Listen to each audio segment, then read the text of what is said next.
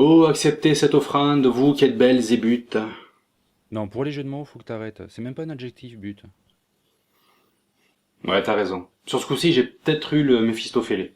Non, sans déconner, hein. Faut que t'arrêtes, hein. C'est malsain. Bien le bonjour, c'est Recteur.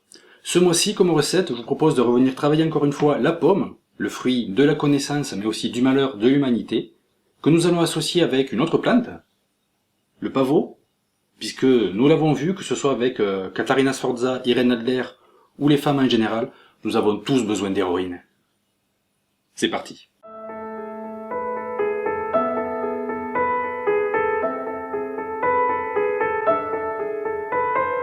Allez, on commence avec les ingrédients, avec environ 150-160 g de farine, environ 80-90 de sucre, et très exactement, ou pas, 40 g de graines de pavot.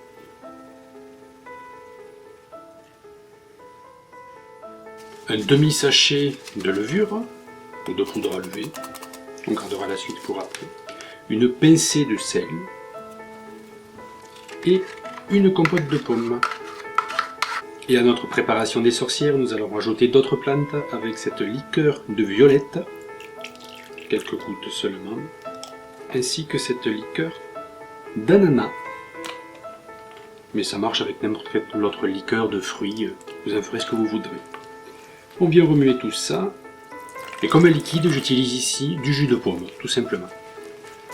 On remue, jusqu'à obtenir notre pâte à gâteau que nous allons ensuite réserver. Dans un autre saladier, nous allons cette fois-ci prendre 100 g à peu près de farine,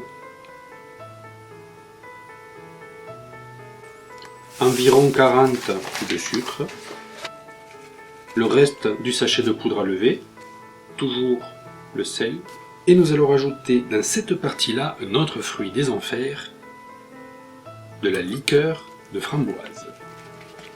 Alors vous pouvez utiliser n'importe quel liquide, même de l'eau. Là, dans ce cas précis, j'ai utilisé du lait de riz pour son côté neutre en goût. Et rajouter quelques gouttes de sang. Et si vous n'avez pas de sang, le colorant alimentaire rouge fera l'affaire. Et on va également réserver. Le temps est venu de nous occuper de la pomme de la connaissance. Voilà, on en avait déjà parlé. La particularité de la pomme, c'est que coupée dans ce sens-là, on observe en son cœur un pentacle. La fameuse Maloum, à ne pas confondre avec Mahalou. Et si vous ne voyez pas de quoi je parle, je vous invite à cliquer sur le lien. Une pomme va servir, découpée en tout petit dé, d'être jetée dans la première pâte à gâteau. Et une seconde pomme. Alors pour cette recette, je n'en ai utilisé qu'une, mais vous pouvez très bien en faire deux et tapisser un petit peu plus, comme vous verrez tout à l'heure, le fond du moule. Et je suis venu avec la cueillère parisienne les débarrasser du trognon.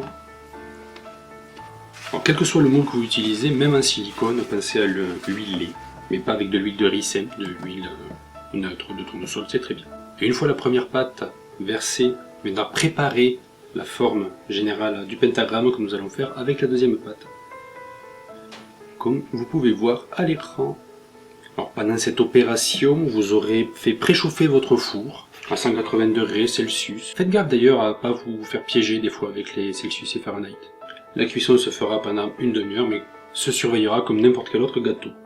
Comme vous voyez, une fois sorti du four, la couleur rouge aura été légèrement perdue en surface, mais pas à l'intérieur. Donc je vais utiliser encore un petit peu de liqueur de framboise et de gouttes de sang, ou de colorant alimentaire encore une fois, pour venir repeindre le pentagramme et ainsi pouvoir invoquer Lilith, la meilleure des pâtissières.